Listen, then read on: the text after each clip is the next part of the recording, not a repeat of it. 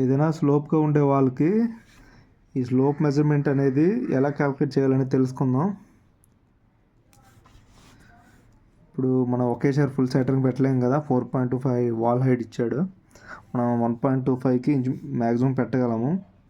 So 1.25 హైట్లో ఎంత width ఉందనేది మనకు కావాలి.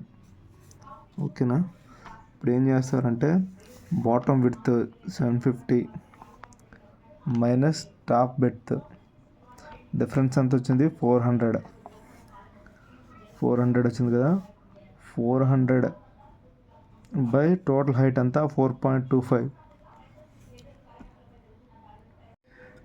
0.4 బై 4.25 అంటే 1 మీటర్కి వచ్చేసి 0.094 సెంటీమీటర్స్ తగ్గుతుంది స్లోప్.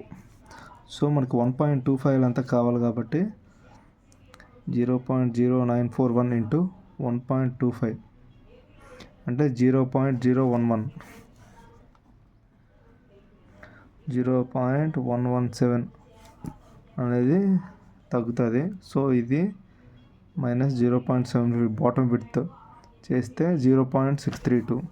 సో ఇక్కడ వచ్చేసి 0.632 విడ్త్ ఉంటుంది.